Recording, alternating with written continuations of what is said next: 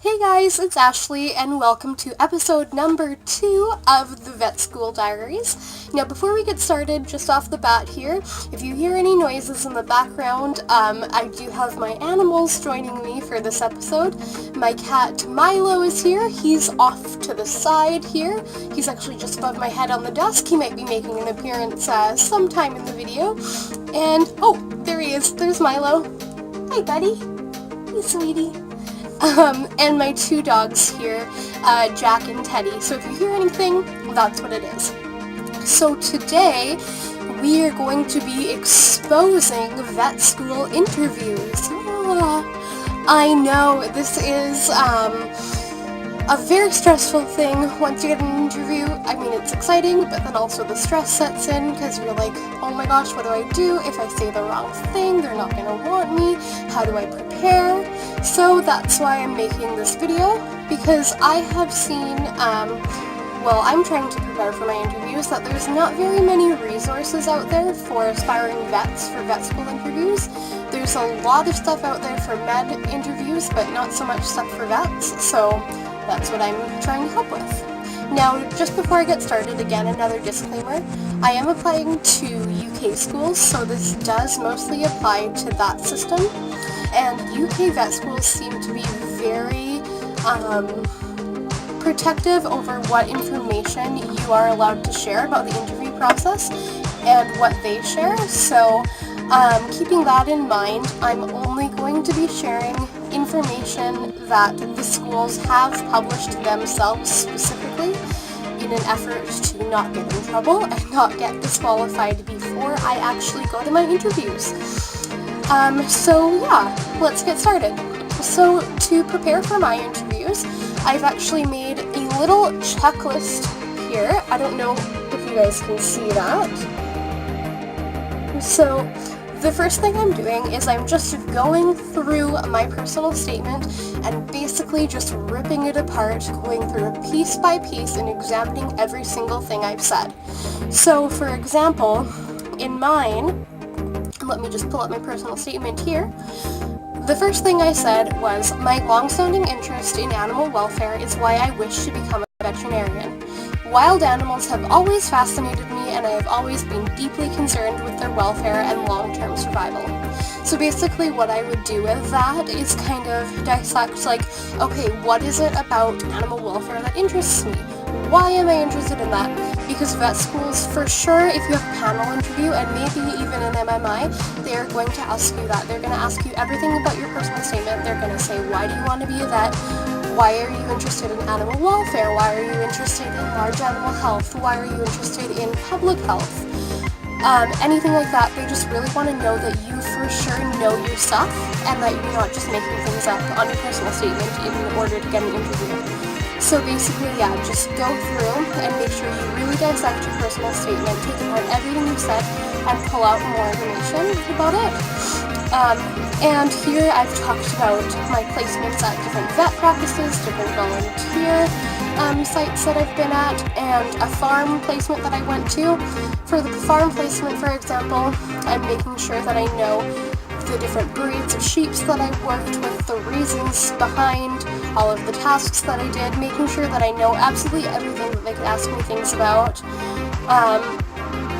And yeah, again, the most important part is probably just knowing why you want to be a veterinarian and why you are interested in the things that you're interested in, because that's what they're going to want to know about you, and you're going to make sure that you have a really specific answer and really specific answers about your placements too, so that they know that everything you said in your statement is real and that you're not just making stuff up.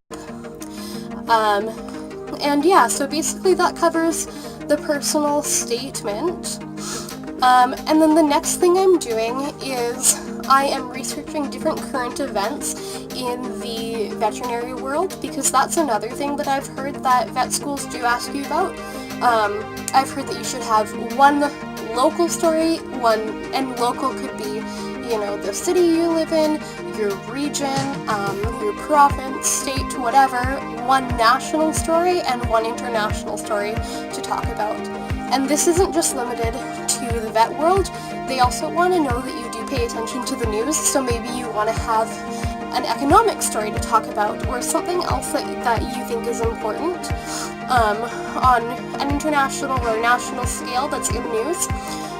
For example, some things you could talk about are,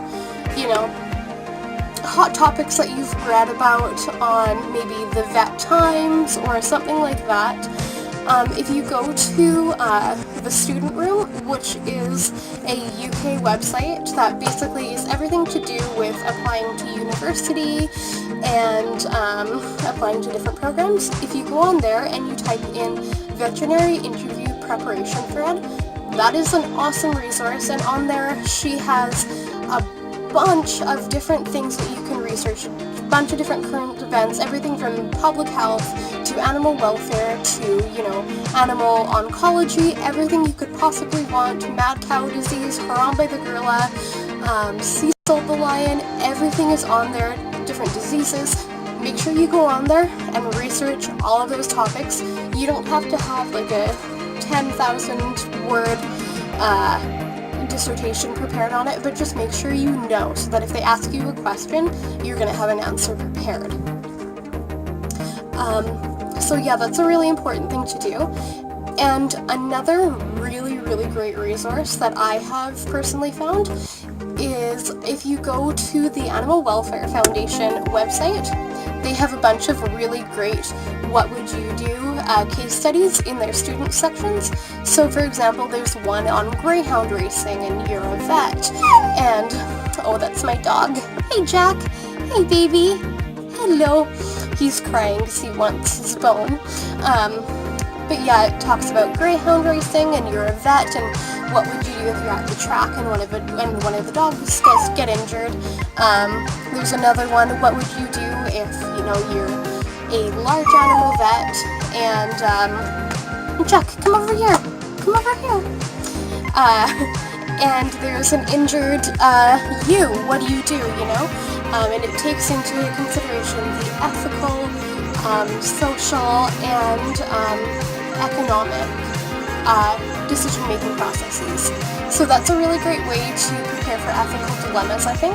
And also here on YouTube, there's a lot of really, really great resources, lots of great videos from veterinary-specific places, and a lot of vet schools have different lectures actually published on their YouTube pages, so that's a really great thing to look into as well.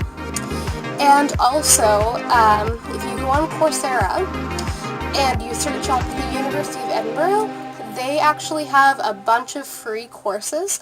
One is, I think it's called So You Think You Have What It Takes to Be a Vet. That's a great one. There's an animal welfare course, which the University of Edinburgh is really big on. There's a cat and dog course. There's chicken welfare. Yeah, a bunch of stuff like that is on there. So really great things.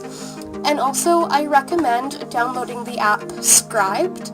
It's basically a service where you can download a bunch of books for free. There's also ones that you can save on there. You can save, I think, 12 a month for $9 it is, but otherwise you can just save them on there and you can read them when you have Wi-Fi. It's free to do that. And if you type in veterinary ethics or just veterinary, there are a ton of resources on there, so that's a really great thing to do too. And also on the App Store, there's a bunch of great veterinary resources on there. Just type in veterinary, you'll find a whole bunch of stuff. And yeah, so that's basically how I'm preparing for my interviews. Oh, and search on YouTube veterinary ethics. There's a bunch of awesome stuff on there. There are Facebook groups too. If you search up the American Pre-Veterinary Association, they actually have a mentoring section, so you can sign up, you can put in your name and email address, and they will pair you up with either a practicing vet or a current vet student, and they can help you with all of this stuff too. So I definitely recommend doing that. There are a lot of ways to prepare for your interview, and I wish all of you out there the best of luck doing your interviews. And yeah, I'll keep you guys updated on my journey. Thanks for watching. Bye!